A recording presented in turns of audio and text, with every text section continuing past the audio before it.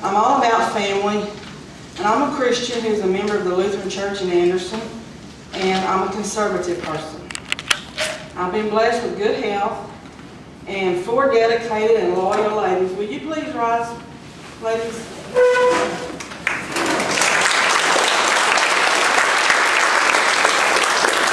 And one thing that I'm really thankful for is that they support me, because we have a very good working relationship and we do practice customer service. Now I would like to tell you a few things about the updates at the tax office.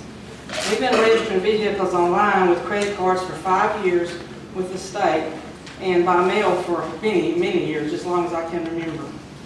And the demand for credit and debit cards over the county has increased in the past year because of the economy and everything that goes along with it. And so on April 24th, I went before the Commissioner's Court, and they approved a contract for my office to have debit and credit cards across the counter and no charge to the county at all. The charge will be for the customer.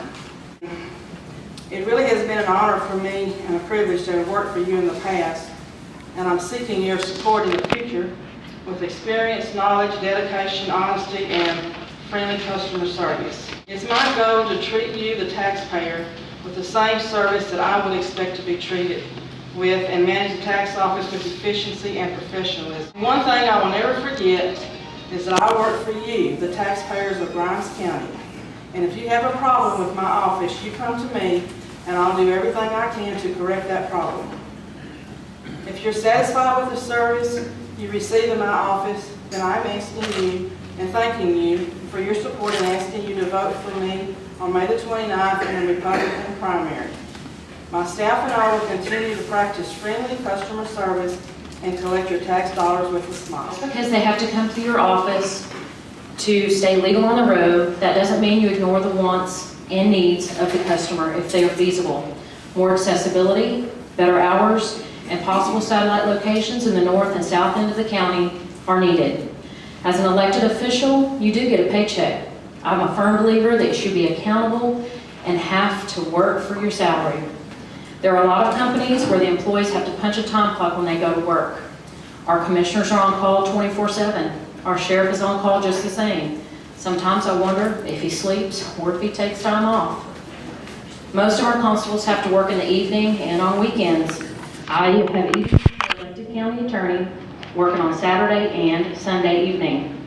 Working only about 20 hours a week is not what I consider working a full-time job for the people. You don't get elected so you can make 4 county employees be in charge of all the office duties. You get elected so that you can improve the operation of the office and help the other 26,000 people in the county, and you have to be there to make that happen.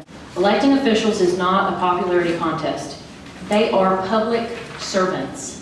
The system decided they weren't going to focus on the kids. They were just going to focus and concentrate on the teachers enjoying their job. What if the sheriff's department didn't concentrate? They just wanted to concentrate on the duties. They didn't want to concentrate on going to calls or complaints. To me, that's the poorest attitude a customer service representative could have. I know that she talks about people registering their vehicles and paying for things online. That is through the state website, not through the county website. And most people, when they look for something, they go to their county websites, to their county offices to look for those services that are provided through the county. One of the things that I would look into implementing would be satellite offices in the north end and in the south end of the county, working with the townships in those parts of the county to set up shop at the community center once a month, even if it's only 1 day a month, so that the citizens of this county don't have to travel 30 minutes or an hour round trip just to get their vehicle tags registered or title work to be done. There are better office hours that can be implemented as well. The office is open from 8 to 4:30, Monday through Friday. That's it. And I think that those hours can be improved. Number one, they want to know how many hours do you work a week? You say that you're a conservative. When you came into office, you separated the appraisal district and the voter's office. How do you justify the $500,000 budget that they get for something that larger counties do with the same amount of employees? Usually I am there about 6 hours or 7 hours a day, because I have to spend I have a lunch hour, and I also have to go to the bank in Navasota every day to make a deposit. So when you come in the office and I am not there, that is possibly what I am doing. I did have a hip replacement several years ago, and I was out of the office then when I had my hip replacement because everybody has to recover.